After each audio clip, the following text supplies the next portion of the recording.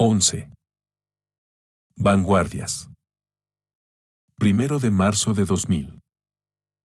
Me mantengo fiel al método inmanente establecido al comienzo de este ciclo y pregunto, ¿qué es lo que el siglo mismo, desde el punto de vista de las obras de arte que se mostró capaz de producir, declaró a propósito de las singularidades artísticas?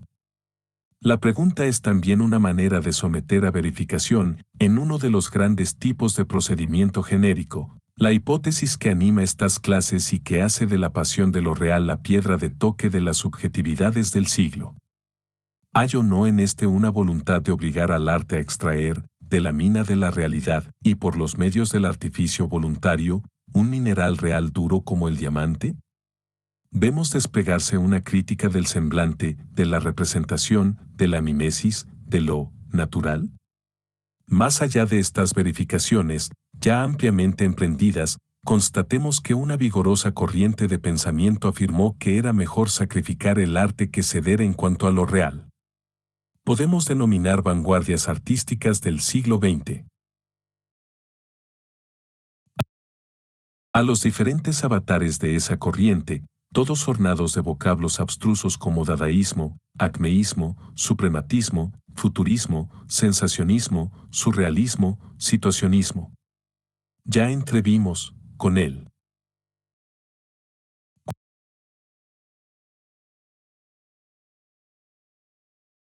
Cuadrado blanco sobre fondo blanco de Malevich, que el siglo es iconoclasta de buena gana. No vacila en sacrificar la imagen para que lo real avenga por fin en el gesto artístico. Pero, sin duda, con respecto a la destrucción de la imagen es preciso agregar de inmediato que sigue existiendo la otra tendencia, la de la sustracción, que procura la imagen mínima, el simple rasgo creador de imágenes, la imagen fugitiva. La antinomia de la destrucción y la sustracción anima todo el proceso de destitución de la semejanza y la imagen. Hay en especial un arte del enrarecimiento, de la obtención de los efectos más sutiles y perdurables, no mediante una postura agresiva en relación con las formas heredadas, sino a través de los ordenamientos que disponen esas formas al borde del vacío, en una red de cortes y desapariciones. El ejemplo acaso más consumado de esta manera de actuar es la música de Wagner, 52. Sea como fuere, nos toca identificar en el arte del siglo las formas sacrificiales e iconoclastas de la pasión de lo real, a la vez que experimentamos, caso por caso, la correlación entre destrucción y sustracción. Un ingreso en esa identificación pasa por el examen de las significaciones de la palabra vanguardia. Todo el arte del siglo XX reivindicó en mayor o menor medida una función de vanguardia, y hoy resulta que ese término es obsoleto e incluso peyorativo. Estamos, por lo tanto, frente a un síntoma de primera magnitud. Toda vanguardia proclama una ruptura formal con los esquemas artísticos anteriores. Se presenta como portadora de un poder de destrucción del consenso formal que, en un momento dado, define lo que merece el nombre de arte. Ahora bien, lo sorprendente es que, a lo largo del siglo, lo que se juega en esa ruptura se mantiene sin cambios. Se trata siempre de ir más lejos en la erradicación de la semejanza, lo representativo, lo narrativo o lo natural. Digamos que una lógica antirrealista sitúa la fuerza del arte sea del lado del gesto expresivo y la subjetividad pura, sea del lado de la abstracción y las idealidades geométricas.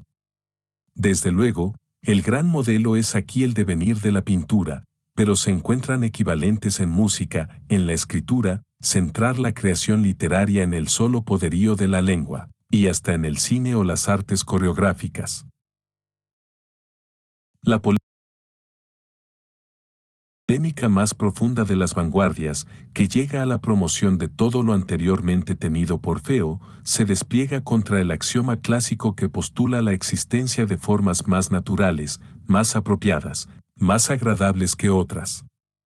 Una vanguardia pretende romper con toda idea de vigencia de leyes formales de lo bello, deducidas del acuerdo entre nuestros receptores sensoriales y la expresión intelectual. Se trata de terminar con los retoños de la estética de Kant, que hacen de lo bello el signo de una armonía de nuestras facultades, sintetizada por su parte en un juicio reflexionante. Una vanguardia, aun cuando propicie ciertos dispositivos formales en desmedro de otros, sostiene, en fin, que toda disposición sensible puede producir un efecto artístico si se sabe compartir su regla. No hay norma natural, solo hay coherencias voluntarias que sacan partido del azar de las ocurrencias sensibles. El resultado es que la ruptura proclamada afecta no solo un estado coyuntural de la producción artística, sino los grandes dispositivos formales que alcanzaron poco a poco una posición de hegemonía en la historia artística de Europa, la tonalidad en música, la figuración en pintura, el humanismo en escultura, la inteligibilidad sintáctica inmediata en poesía, etc.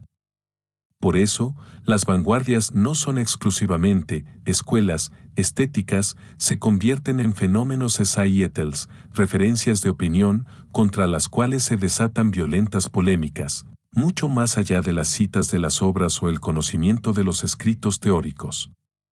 Es que una vanguardia afirma, a menudo en los términos más vehementes, rechazar el consenso sobre lo que autoriza o no un juicio de gusto, y se postula como excepción de las reglas habituales de circulación de los objetos artísticos. Para mantenerse firmes en las tempestades de opinión que desencadenan, las vanguardias siempre están organizadas. Vanguardia quiere decir grupo, aun cuando esté reducido a unas pocas personas, y grupo que da a conocer su existencia y su disidencia, que publica, actúa y está animado por fuertes personalidades poco propensas a compartir su poder. Así ocurrió de manera ejemplar, y para limitarnos a Francia, con el surrealismo bajo la férula de André Breton y con su descendiente, el situacionismo, liderado por Guy Debord. Esta dimensión organizada, y con frecuencia vigorosamente sectaria, teje ya un lazo, al menos alegórico, entre las vanguardias artísticas y la política, en la cual, por lo demás, los partidos comunistas también se presentan como vanguardia de las masas populares. Hay en las vanguardias una agresividad, un elemento provocador, una afición por la intervención pública y el escándalo.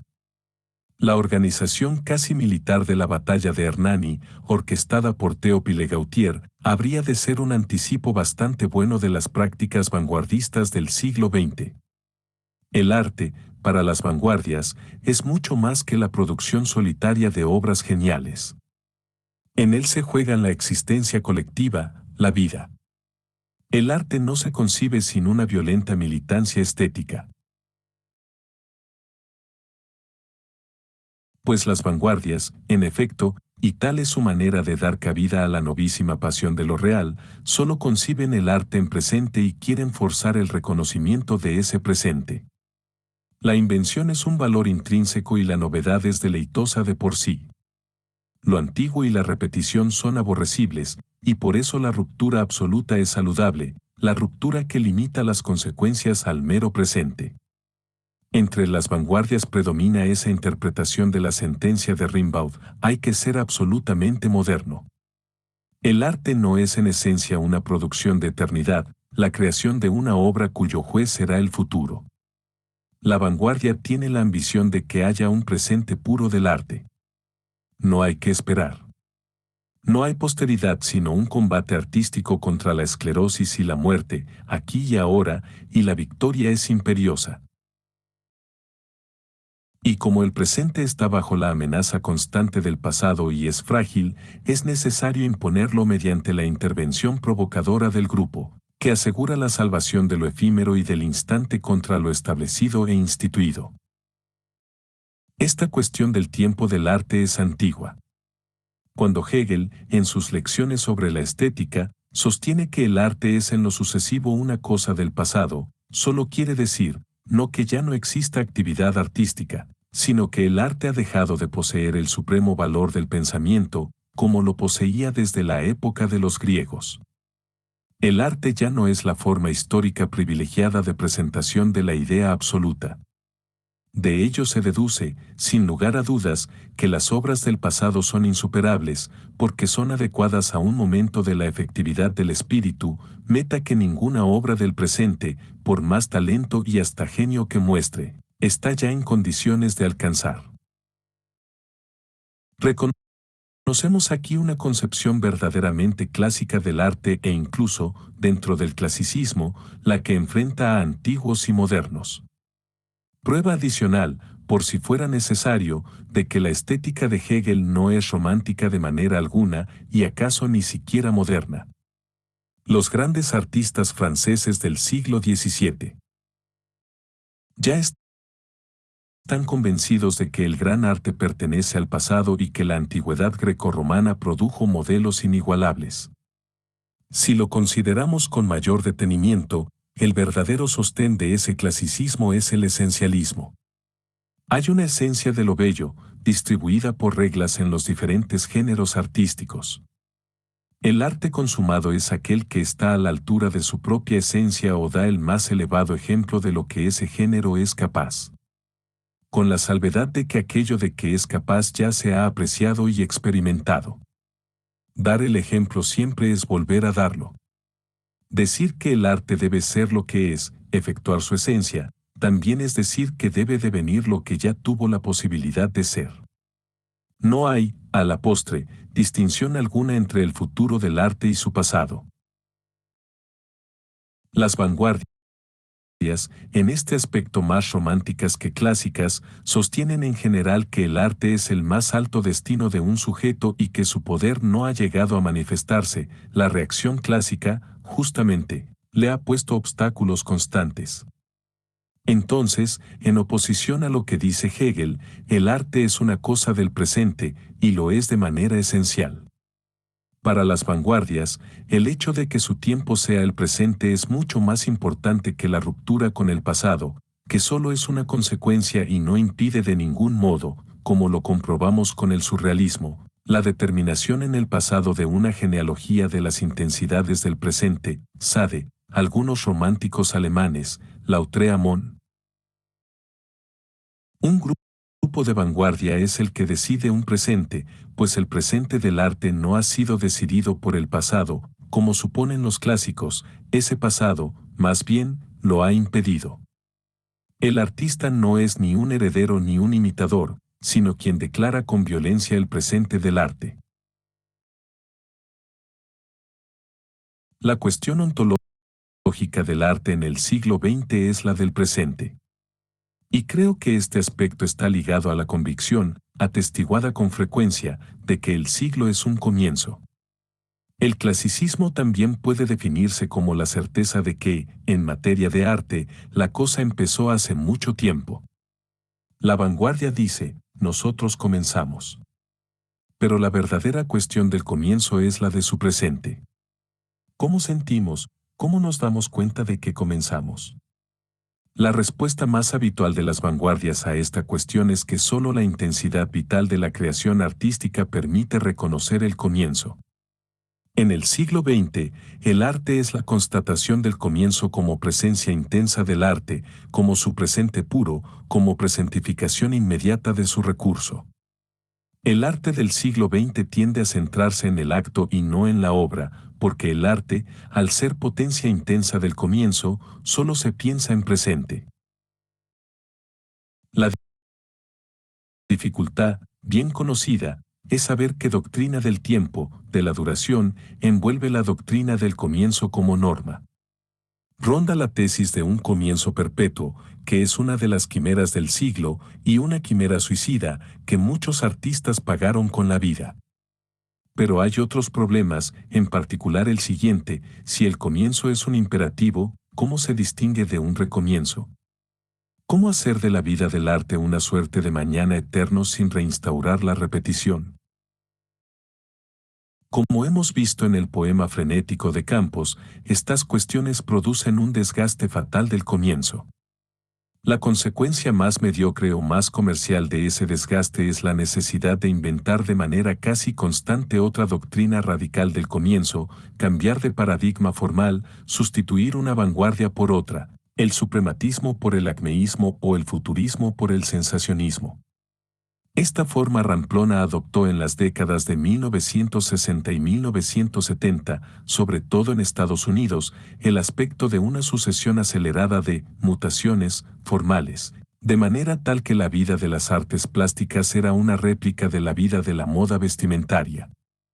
La forma elevada, que intenta preservar la intensidad presente del acto artístico, consiste en concebir la propia obra de arte como combustión casi instantánea de la potencia de su comienzo.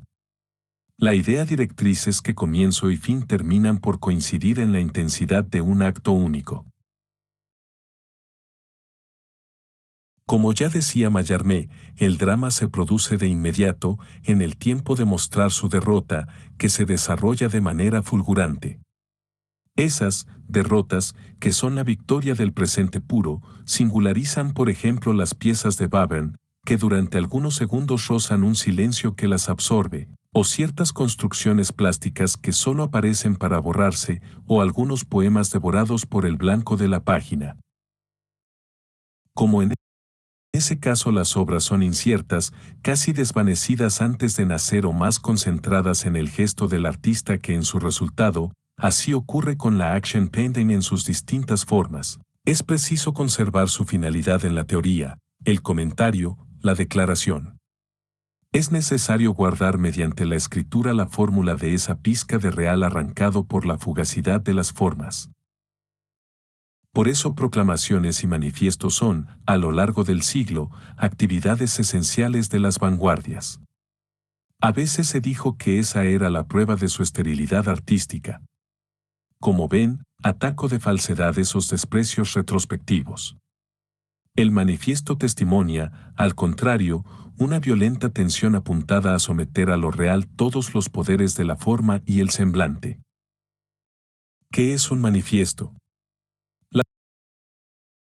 La cuestión me interesa mucho más por la sencilla razón de que yo mismo escribí, en 1989, un manifesté por la filosofía. La tradición moderna del manifiesto queda establecida en 1848 con el manifiesto del Partido Comunista de Marx. Parece innegable que el manifiesto es un anuncio, un programa. Los proletarios no tienen nada que perder, más que sus cadenas. Tienen, en cambio, un mundo que ganar, concluye Marx. Ese mundo que ganar es una opción sobre el futuro. Lo programático no es, al parecer, del orden de la urgencia presente de lo real. Se trata de una finalidad, de las condiciones de lo que algún día sucederá, de una promesa. ¿Cómo entender que el imperativo del acto y del presente se haya inscrito en tantas proclamas y manifiestos? ¿Cuál es además esa dialéctica del presente y el porvenir, de la intervención inmediata y la anunciación? Sin duda es hora de decir unas palabras sobre André Breton, a quien pertenece el texto del día que leeré dentro de un momento. ¿Quién más que él ató en el siglo las promesas del arte nuevo a la forma política del manifiesto? Para testimoniarlo basta mencionar, como es evidente, el primero y el segundo manifiestos del surrealismo. Pero, de manera más insistente, todo el estilo de Breton se vuelca hacia la tormenta del futuro, la certeza poética de una venida, la belleza será convulsiva o no será.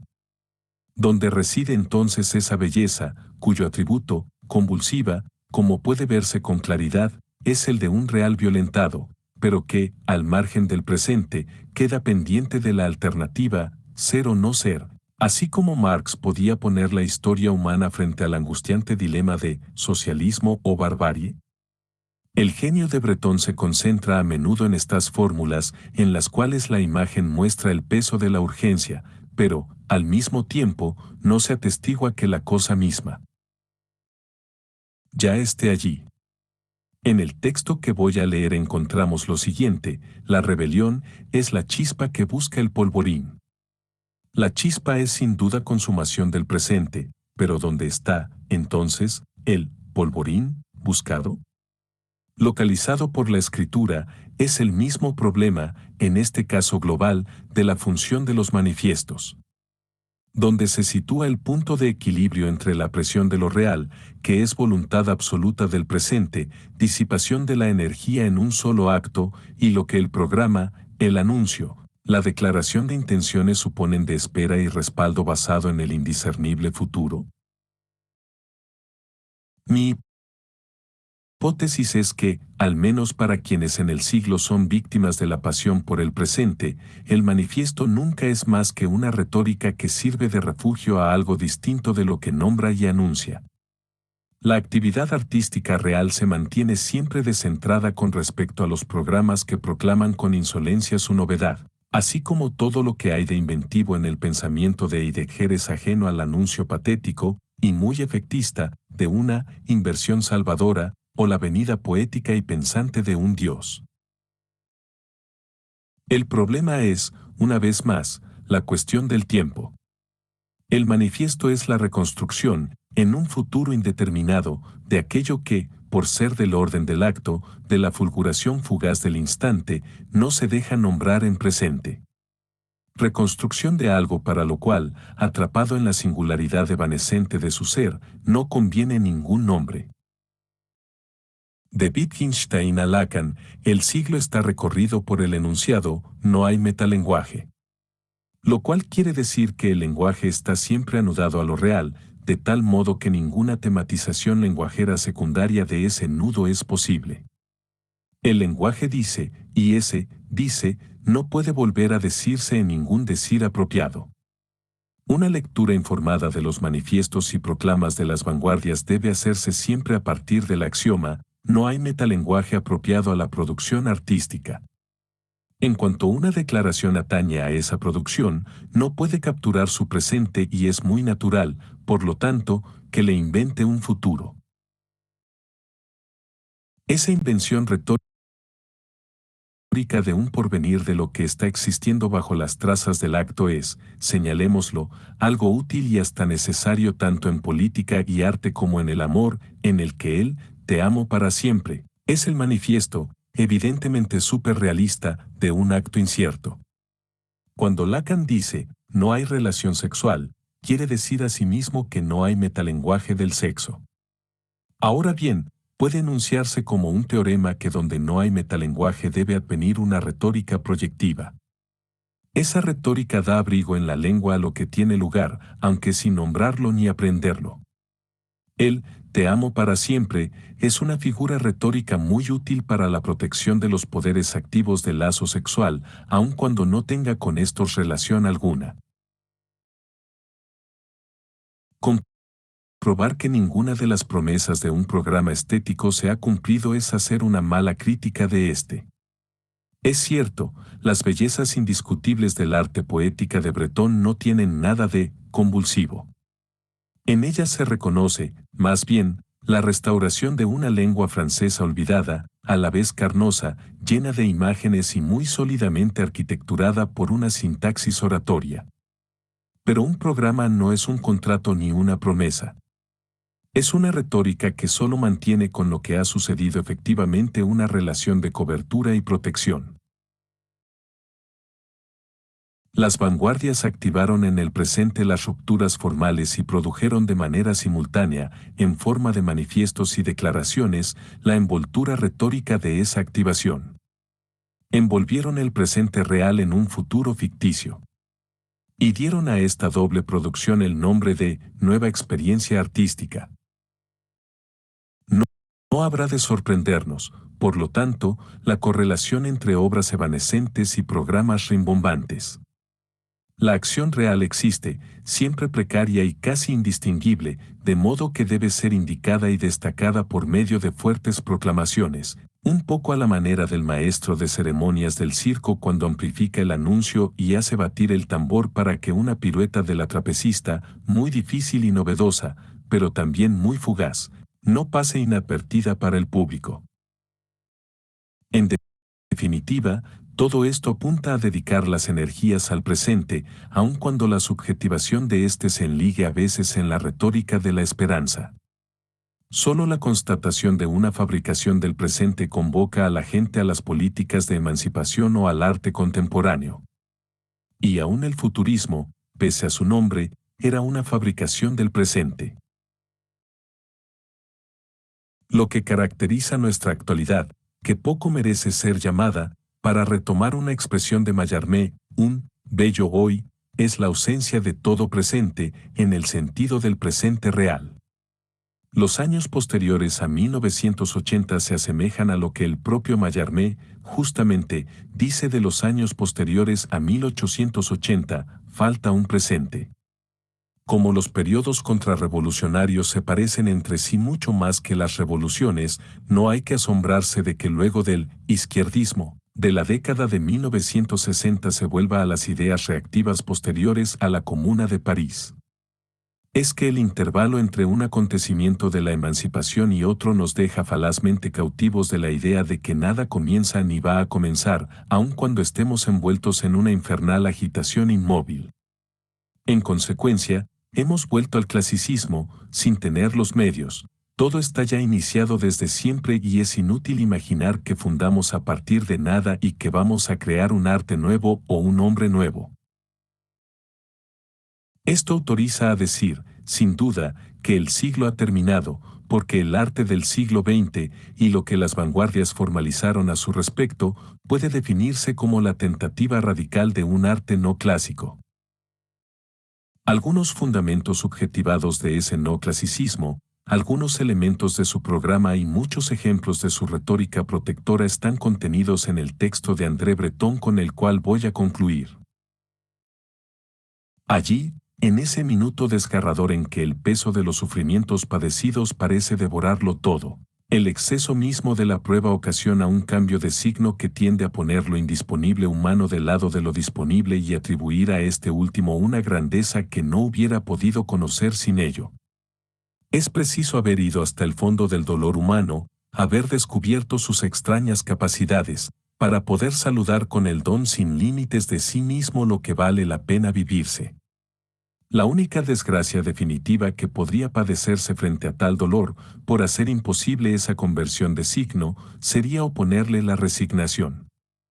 Cualquiera fuese la perspectiva en que frente a mí te valieras de las reacciones a las cuales te expuso la mayor desdicha que te haya sido posible concebir, siempre te vi poner el más alto acento sobre la rebelión.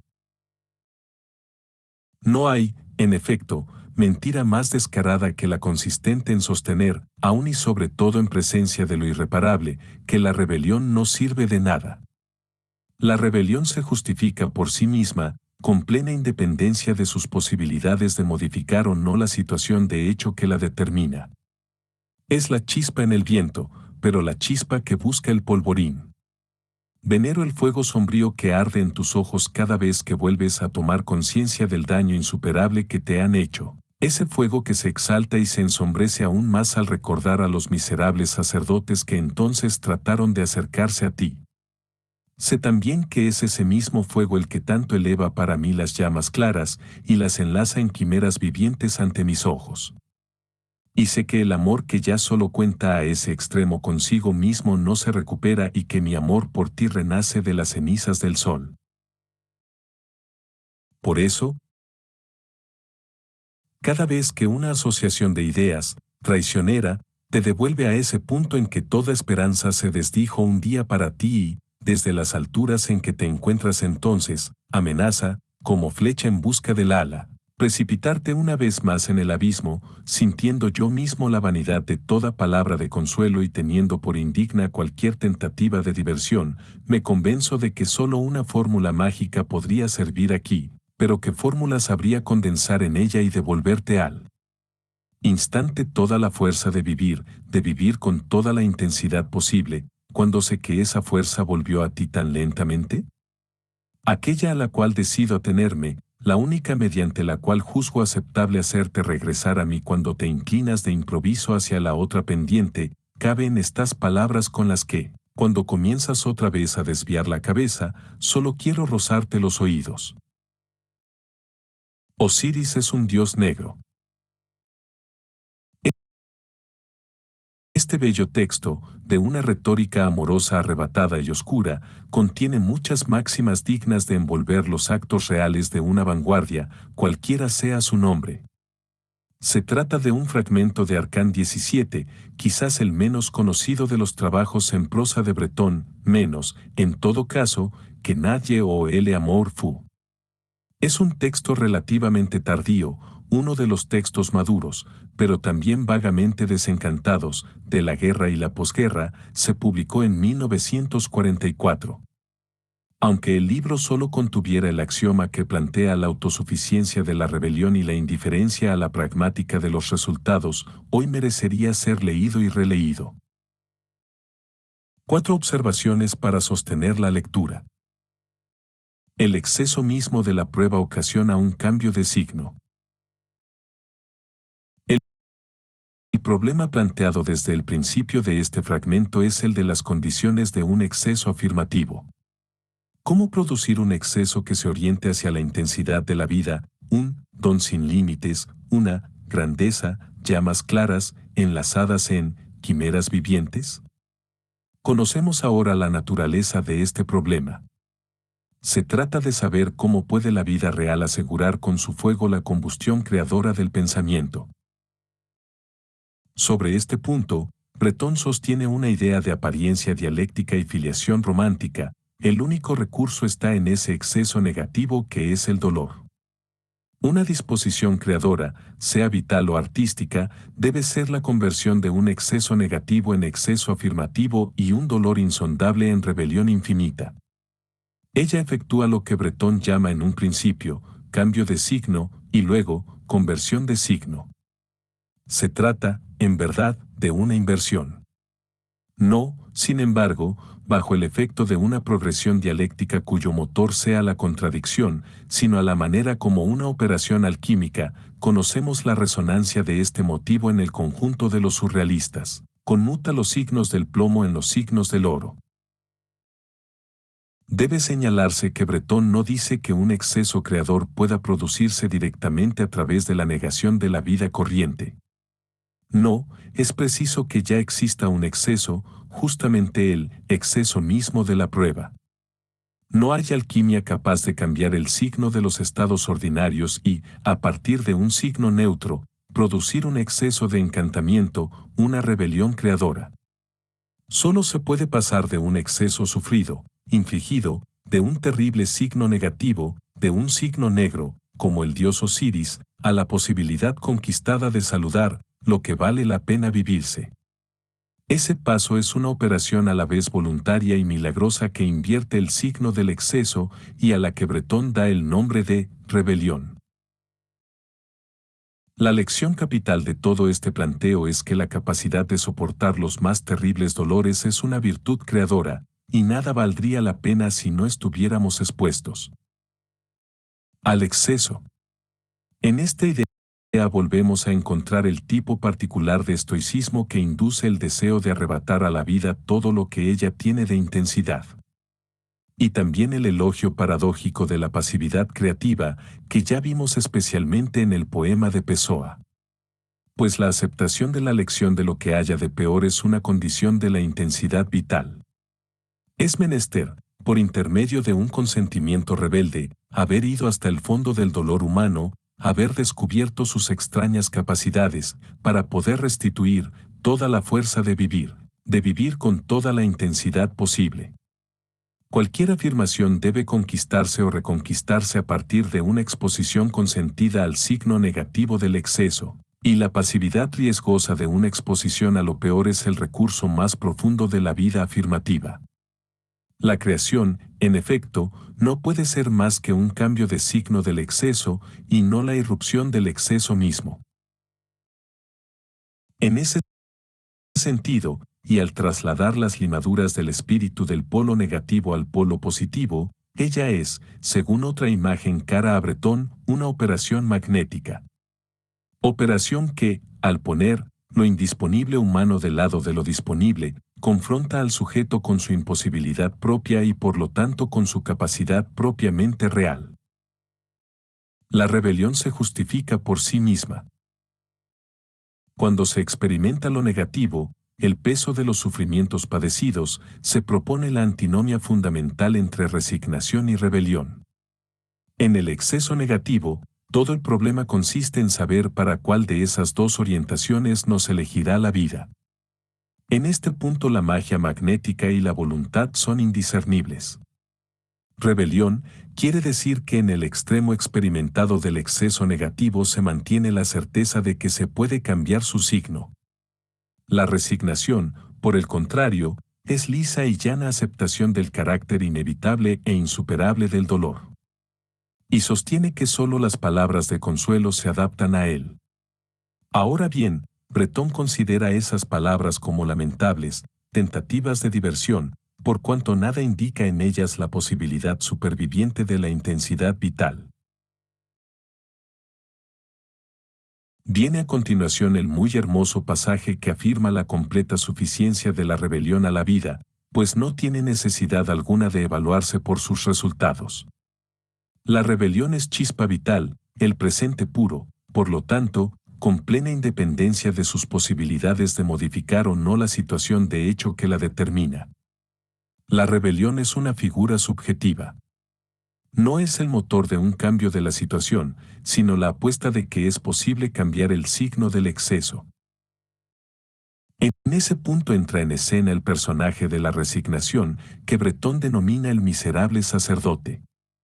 Su astucia lo lleva a no sostener directamente que la rebelión es mala.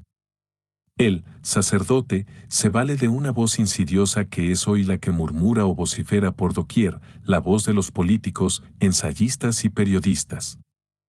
Esa voz demanda día tras día que la rebelión se evalúe según sus resultados y, de acuerdo con ese único criterio, se la compare con la resignación. Establece entonces, con un triunfo modesto, que para resultados objetivos comparables y muchas veces incluso inferiores, la rebelión es extremadamente costosa en vidas, dolores y dramas. Breton declara magníficamente que esa omnipresente voz, realista, no hace sino enunciar la mentira más descarada, visto que la rebelión no mantiene relación alguna con la pragmática de los resultados.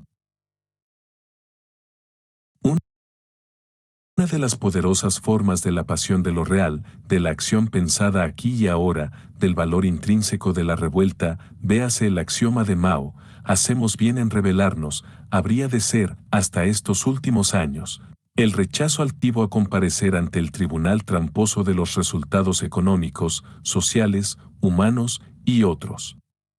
En el fondo del alegato realista del sacerdote no hay más que el deseo reactivo de forzar a los sujetos a elegir el plato de lentejas que se les sirve como contrapartida de su resignación. Si el siglo ha sido nietzscheano fue también porque vio en el sacerdote mucho más que un funcionario de las religiones establecidas. Es sacerdote quien deja de considerar la rebelión como un valor sin condiciones, y lo es quien pondera cualquier cosa según sus resultados objetivos. En este fin de siglo el sacerdote, está en todas partes. Mi amor por ti renace de las cenizas del sol. El siglo ha sido un gran siglo de promoción del amor como figura de verdad, lo cual es muy diferente de la concepción fatalista y fusional del romanticismo tal como se inmortalizó en el Tristán e Isolda de Wagner. El psicoanálisis no tuvo poco que ver en esa transformación, al igual que las oleadas sucesivas de la lucha por los derechos de la mujer. La apuesta crucial es pensar el amor, no como destino, sino como encuentro y pensamiento. 53. Devenir igualitario disimétrico, invención de sí. El surrealismo fue una etapa de esa reconstrucción del amor como escena de verdad, el amor como procedimiento para una verdad de la diferencia. 54. Solo una etapa, pues el surrealismo aún está aprisionado en mitologías sexuales que evolucionan alrededor de una femineidad misteriosa y fatal, la que se pasea por las calles de la metrópoli desnuda bajo un abrigo de pieles. Deriva de ello una visión muy unilateralmente masculina, cuyo clásico reverso es el elogio hiperbólico de la mujer. En el texto citado, cuando se venera, el fuego sombrío que arde en tus ojos, se deja oír algún indicio de una idolatría más estética que amorosa. Sin embargo, el surrealismo, y en especial Breton, hicieron algo más que acompañar el movimiento en virtud del cual las mujeres subían al escenario del amor como las masas habían subido al escenario de la historia, para convertirse en sujetos de una verdad. Cuando Breton escribe que, el amor que ya solo cuenta a ese extremo consigo mismo no se recupera, dice algo esencial. El amor ya no puede ser fusión mística, conjunción astral, proposición al hombre de un eterno femenino, ni siquiera para llevarlo a lo alto. 55 es una aventura dual del cuerpo y el espíritu, experiencia y pensamiento de lo que es lo dos, mundo refractado y transfigurado en el contraste. Un mundo del cual no hay recuperación. En el fondo, al enlazar el amor con la antidialéctica del exceso, Breton lo incluye entre los recursos pensantes de la vida en la apuesta de la intensidad. Por ello, como nuestro texto lo testimonia, es indudable que hoy corresponde más a una mujer ser la heroína indiscutible y acabada de esa apuesta. Solo una fórmula mágica podría servir aquí. He dicho que la potencia del acto, lo real del presente puro, prohibían la nominación y legitimaban la envoltura, a distancia, en proclamas y manifiestos. De todos modos, también debe aludirse a los intentos de las vanguardias y sus artistas de ajustar directamente al acto creador un concentrado nominal de su poder. Es esto lo que desde Rimbaud podemos llamar la fórmula, en el sentido que le da este autor cuando escribe, he encontrado el lugar y la fórmula. Y también, desde luego, en el sentido de la fórmula mágica, la que tiene la capacidad de abrir todos los lugares secretos. Sésamo, ábrete. Para la mujer devastada, que en virtud de la rebelión consecutiva a la desdicha absoluta está expuesta a precipitarse una vez más en el abismo, el amor inspira a Breton una fórmula, la única digna, la única que no es un consuelo, es decir, una invitación a la resignación. Osiris es un dios negro.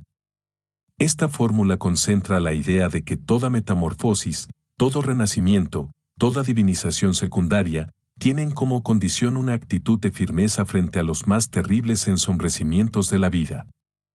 En la fórmula se conjugan la donación primera del exceso en su forma negativa, las fuerzas instantáneas de la creación rebelde y la elevada lengua de los manifiestos. Pues la fórmula es eso, el punto supuesto de conjunción entre el acto en presente y el porvenir que el programa envuelve. En política, todo el mundo sabe que la fórmula es la consigna, cuando ésta se apodera de la situación y millares de personas en marcha la hacen suya. Cuando se la encuentra, ya no se puede distinguir entre el cuerpo material y el espíritu de invención que lo habita, y uno es como Rimbaud, otra vez al final de una temporada en el infierno, me será dado poseer la verdad en un alma y un cuerpo. Para Breton, la fórmula da su nombre al cambio de signo, al pasaje rebelde del dolor a la intensidad afirmativa de la vida. Una buena parte de las empresas del siglo, tanto políticas como artísticas, se consagraron a hallar la fórmula, punto ínfimo de enganche en lo real de lo que anuncia su novedad, estallido en la lengua a través del cual una palabra, una sola, es lo mismo que un cuerpo. En el colmo de su concentración, el arte del siglo, pero también, de acuerdo con sus propios recursos, todos los procedimientos de verdad, apunta a conjugar el presente, la intensidad real de la vida, y el nombre de ese presente dado en la fórmula, que también es siempre la invención de una forma. El dolor del mundo se transforma entonces en alegría. Producir una intensidad desconocida, contra un fondo de dolor, mediante la intersección siempre improbable de una fórmula y un instante, tal es el deseo del siglo. Por eso, y a despecho de su crueldad multiforme, éste logró ser, por sus artistas, sus sabios, sus militantes y sus amantes, la acción misma. 12. Lo infinito. 28 de marzo de 2000. 1. Analogías de la mañana. ¿Cómo pensar, cuando estamos hoy tan lejos, el lazo íntimo existente durante todo el siglo entre el arte y la política? Ese lazo no es solo, y ni siquiera principalmente, el que sometió el arte a la política, incluso